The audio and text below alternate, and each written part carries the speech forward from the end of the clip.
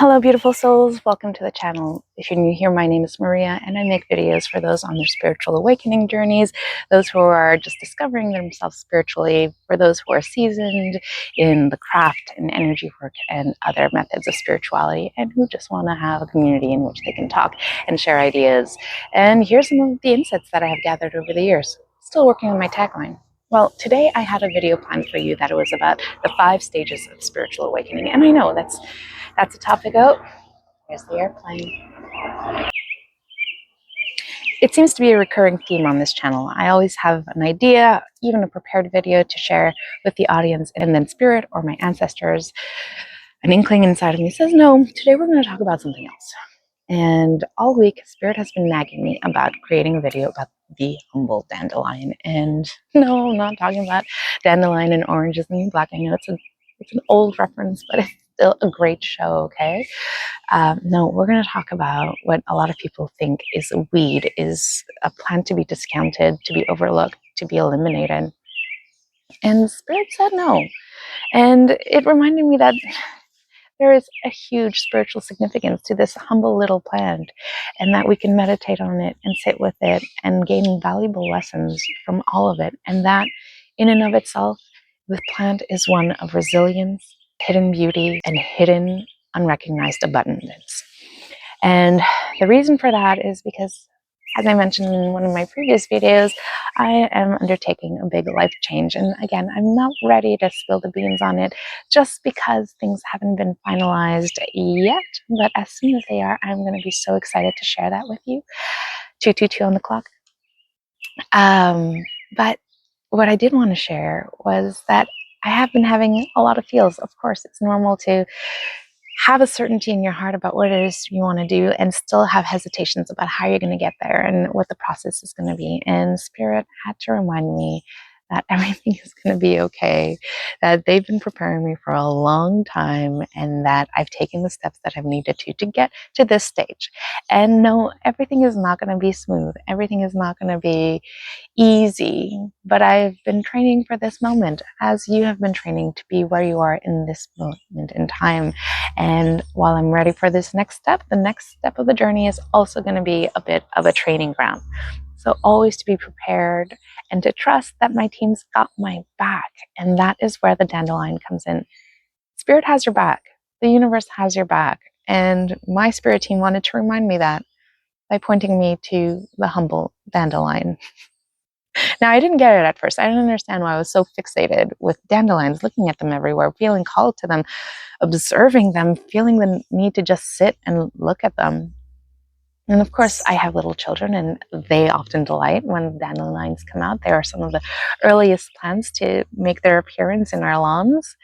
And so I thought, okay, well, it's the time of the season, and it is. But beyond that, I felt a deeper calling. I felt a deeper calling to really sit and understand its meaning, its spiritual meaning. And when I was at my garden yesterday, I have an allotment with the city. It's a tiny little spot because it's pretty paved here. It's a nice spot, but I don't have a lot of space or a lot of sunlight in the back here to grow things that would make me truly happy.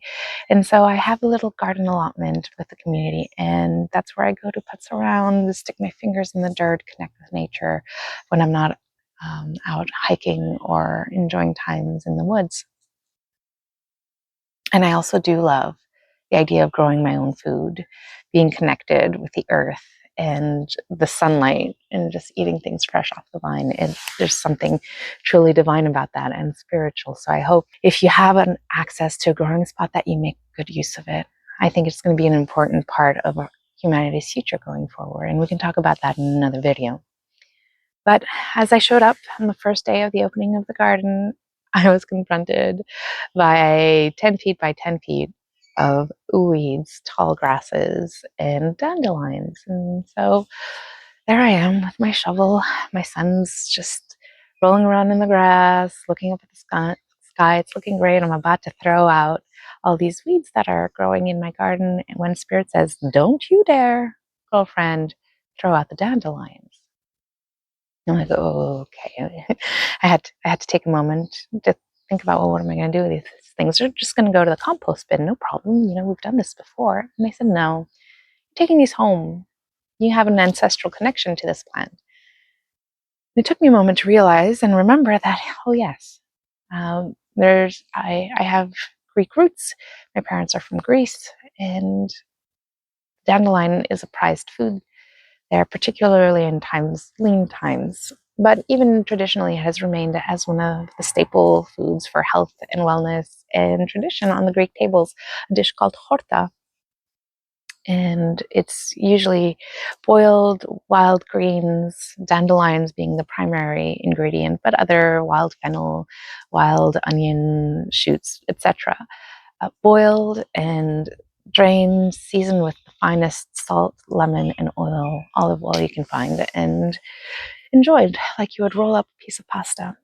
And I thought, okay, well, I really didn't like eating these as a child. They are bitter and they are not to my liking, but I also realized that I'm grown and taste buds changed, and it's probably a more refined food for a more refined palate. So I thought, okay, maybe I can make horta for myself, or better yet, I'm gonna go visit my parents soon, and I haven't seen them in a while, and they're elderly, and I can gift these horta to them. So it'd be a nice, little token of fresh, organic horta for them to enjoy on their plates as a token of my appreciation for all of the years of cooking they've done for me. And they said, yes, that's a great idea, but not just the horta. I'm like, okay, well, what else? And they said, take the whole plant, flowers, seeds, buds, all of it. Take it home. Very well. You don't. When spirit makes a simple request like that, you don't argue. So I did. I separated my weeds, tall grasses on one side, dandelion roots and plants and all on the other. And I took them home and I did some research. Okay, what is it about this dandelion plant? And then I learned that you can make dandelion coffee out of the roots, or a tea, that the flowers are edible, and in fact they're quite sweet and delicious when you separate them from the greens, that you can make a dandelion jelly from the flowers, and that the seed pods are wonderful, and that if you're in the most dire straits and not particularly allergic, you can take the dandelion seeds, stuff them into a case, and make yourself a brand new pillowcase, which my son was really excited to learn about because he loves making things from scratch and unexpected materials. And so, as I was learning all about this dandelion plant, the universe kept reminding me, see, the universe provides. Whatever happens, there is abundance in the most unexpected places. Do not discount everything that you already have and still have access to. And I thought that was a really important spiritual lesson, because we all go through life sometimes. And if you have a scarcity mindset, or trying to work on your scarcity mindset, or even if you've worked past it and sometimes have relapses, just as I did, Spirit's there to remind you everything's going to be okay. You're being provided for. You are exactly where you are, and you are a divine being of absolute power. You are a spirit inhabiting a body. And so, yeah, perhaps things might not always be comfortable for your body, but you are so much greater than that, and you have access to resources you haven't even thought of or dreamt of, but that your soul and your soul team know and are tapped into, and so much goodness is coming. And if you've watched my previous videos, the ones about your ancestral lineage, then you know, if you're watching this video, it's because you are part of a select group of people who are on a destined path. And I know it's hard for me to say it because it's not something that I would have normally said about myself, but Spirit is insistent that this is something we all need to know, that we're moving into a part of our destinies, into our callings that we haven't yet explored, but that is unfolding in magnificent, tremendous ways. And every time I speak about this, I'm filled with expansion and joy. And so lean into whatever makes you feel expansive. And now the dandelion makes me feel expansive. And so, if you'll allow me, I'm just going to lean down here and show you a small collection of what's left over from yesterday's weeding. And so I will never call you a weed again, my dear dandelion. its leaves may not be the most beautiful thing one has ever beheld.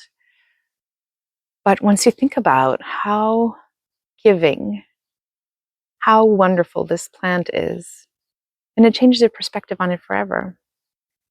These roots, almost like a plant beneath the plant, gnarly looking, and yet so extraordinary. From top to bottom, every piece of this plant is useful.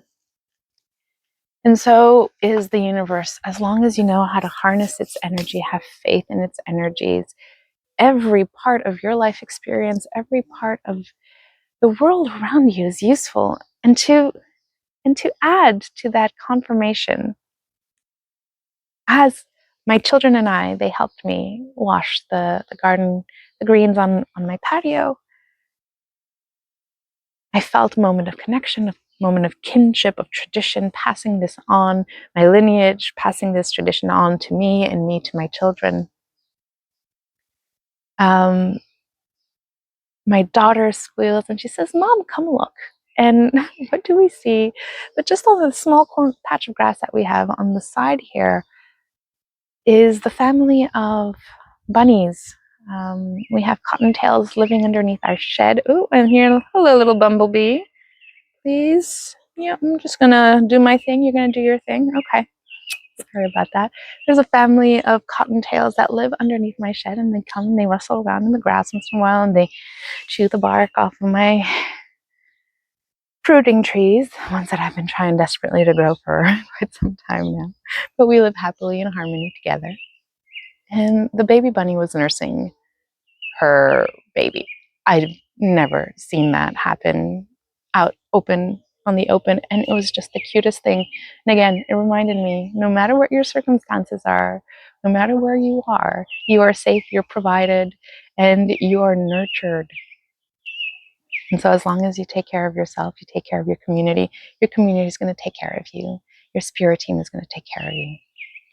And so I'm going to cut to a short video where I'm going to show you how I'm going to roast the dandelion roots to make an extraordinary caffeine-free coffee duplicate for those of you who are caffeine-free, or for those who, hey, just who knows what the supply chains are going to look like in the next few months and years. If ever you're craving a cup of joe and you don't have access to one right away, well, you can always go to your garden and get one. And you can thank the bounty of Mother Nature, of Gaia, of our ancestors, for the beauty that is around us and the abundance that is around us, and that you can do so much with so little. I've already boiled a pot of Horta for my parents, and in my next video, I'll show you how we can make dandelion jelly, or as otherwise known as poor man's honey. So I hope this lesson spoke true to you, because, my dears, wherever you are in your path, sometimes we need reassurances. And this is the universe giving you reassurance for you that you are taken care of, that there is abundance everywhere, and there's more abundance coming for you. So don't let that fear get in your way of doing something truly extraordinary and expansive. It's your birthright. And so we've come to the end of this video, my friends. If you've stuck here this long, I thank you truly from the bottom of my heart. If you can, please like, comment, and subscribe. Hit that notification button to see when the next video is coming. All of that really helps a little small and growing channel reach more soulful people like you as we continue on this spiritual journey together. Thank you. I love you.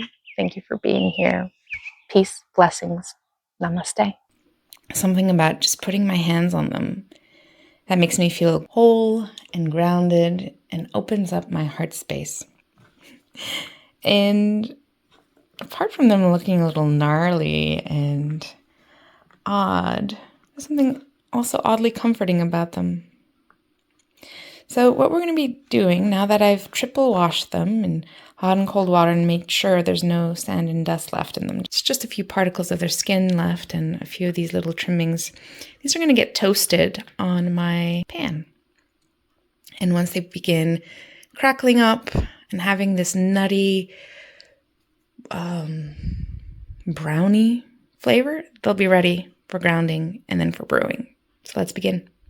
The beautiful thing about Dandelion coffee is that it has that rich, nutty, chocolatey, bitter flavor that you'll expect from your coffee, but without any of the caffeine. And so if you're a decaf fan, or if you're trying to cut back on your coffee consumption, this humble pot of roasted coffee is just the thing to do when you're looking for that deep, warm, ritual morning cup of coffee.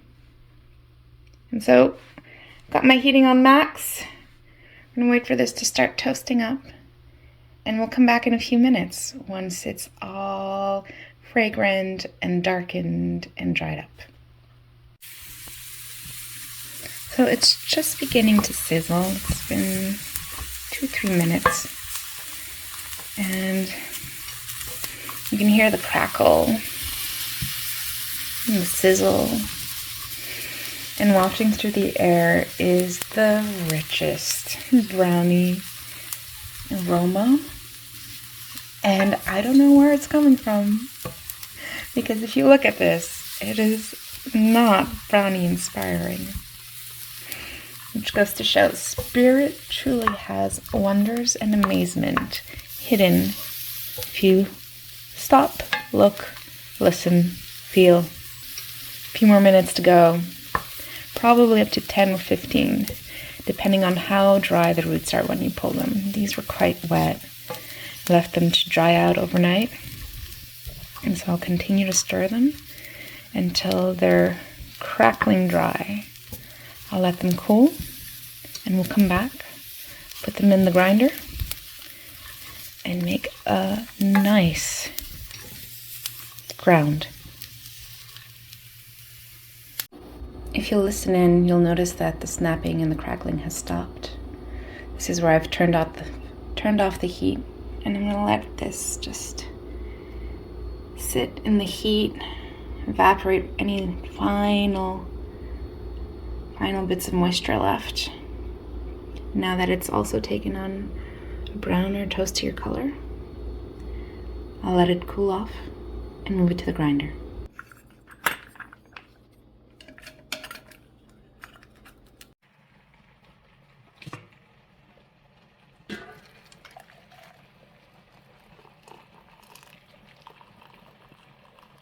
Meant to do that.